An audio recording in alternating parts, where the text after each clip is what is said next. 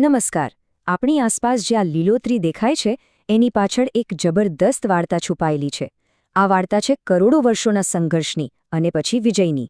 વિચાર કરો, કેવી રીતે પાણીમાં રહેતા એકદમ સાદા જીવોએ ઉજ્જડ જમીનને હરિયાળા જંગલોમાં ફેરવી દીધી. તો ચાલો આજે વનસ્પતિઓના પૃથ્વી પરના વિજયની આ અદ્ભુત ગાથાને સમજીએ. આ સવાલ જ આખી વાતનો પાયો છે, ખરું ને? વિચારો જરા, પાણીમાં તો જીવન માટે બધું જ હતું. સતત ભેજ, પોષક તત્વો અને શરીરને ટટાવી રાખવા માટે પાણીનો ટેકો. પણ જમીન તો એકદમ અલગ હતી. સૂકી, કઠોર, ઉપરથી સૂરજનો સીધો તાપ અને નીચેથી ગુરુત્વાકર્ષણનું ખેંચાણ. તો પછી વનસ્પતિઓએ આટલું મોટું રિસ્ક કેમ લીધું? બસ આ જ રહસ્ય આપણે આજે ઉકેલવાના છીએ. દરેક મોટી વાર્તાની જેમ આની પણ એક ખૂબ જ સરળ શરૂઆત છે. અને આપણી વાર્તાના પહેલા હીરો છે શેવાળ. આ વનસ્પતિઓના સૌથી જૂના પૂર્વજો છે જે પાણીની દુનિયામાં રાજ કરતા હતા. પાણીમાં શેવાળનું જીવન, સાચું કહું તો, એકદમ આરામવાળું હતું. ક્લોરોફિલની મદદથી પોતાનો ખોરાક જાતે જ બનાવી લે. એમને મૂળ, દાંડી કે પાંદડા જેવી કોઈ ઝંઝટ જ નહીં. કેમ? કારણ કે પાણી જ ચારે બાજુથી એમને ટેકો અને પોષણ આપતું હતું. એમની આખી બોડી એક સાદા પાંદડા જેવી હોય, જેને આપણે સુકાયક કહીએ છીએ. હા, એ દરિયાઈ ફૂડ ચેનનો પાયો હતા, પણ એમની દુનિયા પાણીના કિનારા પર આવીને પૂરી થઈ જતી હતી. અને હવે વાર્તામાં આવે છે એકદમ રોમાંચક વળાંક. બ્રાયોફાઇટ્સ, એટલે કે મોસ જેવા છોડ. આ એ પહેલા સાહસિકો હતા જેમણે જમીન પર પગ મૂકવાની હિંમત કરી. સાચા અર્થમાં આ નવી દુનિયાના પાયોનિયર્સ હતા. બ્રાયોફાઇટ્સ માટે એક સરસ શબ્દ વપરાય છે, વનસ્પતિ સૃષ્ટિના ઉભયજીવી. આનાથી વધુ પરફેક્ટ સરખામણી કોઈ હોઈ જ ન શકે. જેમ દેડકો જમીન પર રહે, પણ ઈંડા મૂકવા માટે એને પાણીમાં જવું જ પડે, બસ એ જ રીતે બ્રાયોફાઇટ્સ જમીન પર ઉગી તો શકતા હતા, પણ પોતાના પ્રજનન માટે એમને પાણીની સખત જરૂર પડતી હતી.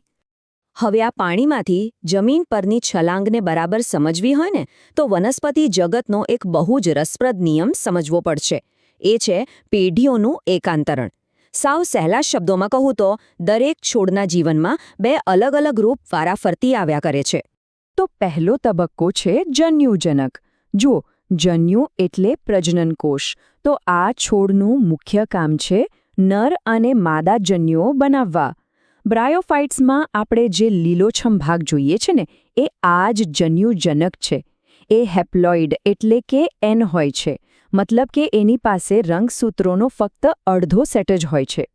અને બીજો તબક્કો છે બીજાણુજનક.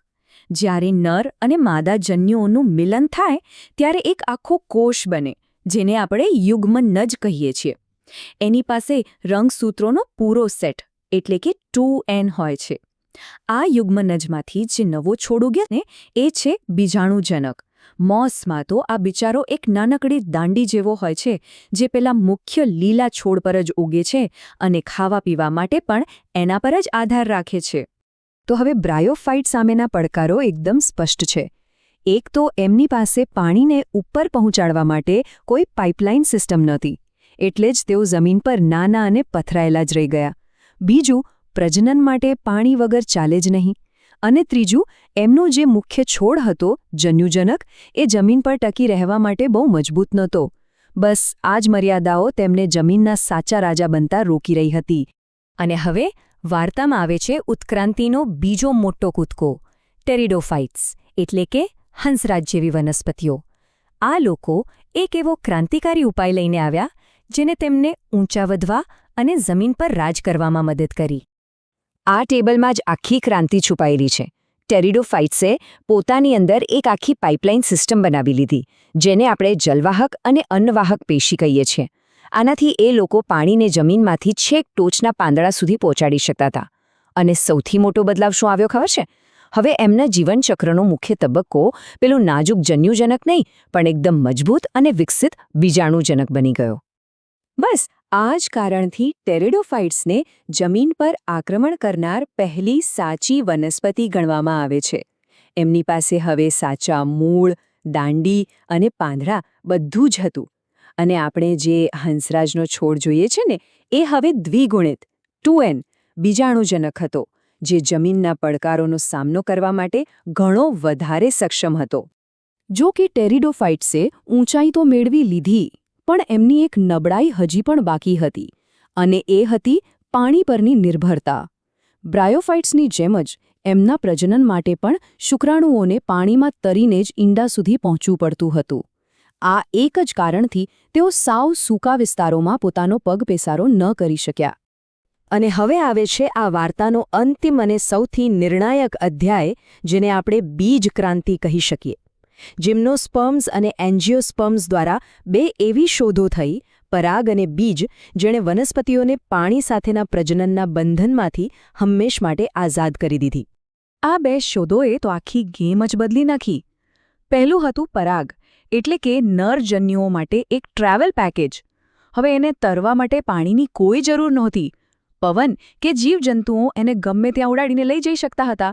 અને બીજું હતું બીજ, એટલે કે વિકસતા ભ્રૂણ માટે એક સુરક્ષિત લંચ બોક્સ, જે તેને ખોરાક પણ આપે, રક્ષણ પણ આપે અને યોગ્ય સમયે આવે ત્યાં સુધી રાહ પણ જોઈ શકે.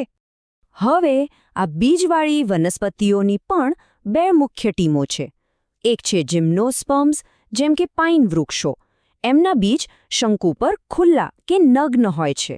અને બીજી, એનાથી પણ વધુ એડવાન્સ્ડ ટીમ છે એન્જિયોસ્પર્મ્સ, એટલે કે ફૂલોવાળી બધી જ વનસ્પતિઓ. એમના બીજ તો ફળની અંદર એકદમ સુરક્ષિત હોય છે, અને ફૂલો અને ફળોને કારણે તેઓ પરાગનયન અને બીજ ફેલાવવા માટે પ્રાણીઓની પણ મદદ લઈ શક્યા. આ જ કારણે તેઓ આજે પૃથ્વી પર સૌથી સફળ વનસ્પતિઓ છે. તો ચાલો હવે આખી સફરને એક ઝડપી સમયરેખામાં ફરીથી જોઈ લઈએ અને સમજીએ કે આ પ્રભુત્વનો માર્ગ કેવો રહ્યો. આ સમયરેખા આખી વાર્તાનો સારાંશ છે. શેવાળ, જે પાણીમાં જ રહી. પછી આવ્યા બ્રાયોફાઇટ્સ, જેમણે પહેલું ડગલું તો માંડ્યું પણ પાણી સાથેનો નાતો તોડી ન શક્યા. એ પછી આવ્યા ટેરિડોફાઇટ્સ, જેમણે પાઇપલાઇન સિસ્ટમ બનાવી અને ઊંચાઈ હાંસલ કરી. અને છેલ્લે બીજ વનસ્પતિઓ, જેમણે પરાગ અને બીજ જેવા પાસપોર્ટ મેળવીને પાણી પરની નિર્ભરતાનો અંત આણ્યો અને આખી પૃથ્વી પર રાજ કર્યું.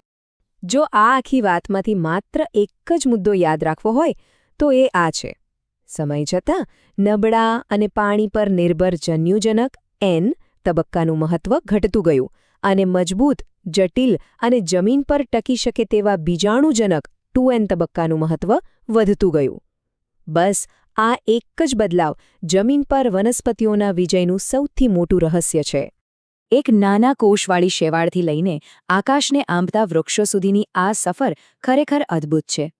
એ આપણને શીખવે છે કે જીવન ગમે તેવા પડકારો સામે પણ અનુકૂલન સાધી શકે છે અને વિકસી શકે છે. અને આ આપણને એક સવાલ પર લાવીને છોડી દે છે: બદલાતા પર્યાવરણના નવા પડકારો સામે વનસ્પતિ ઉત્ક્રાંતિની આગામી મહાન છલાંગ શું હોઈ શકે છે?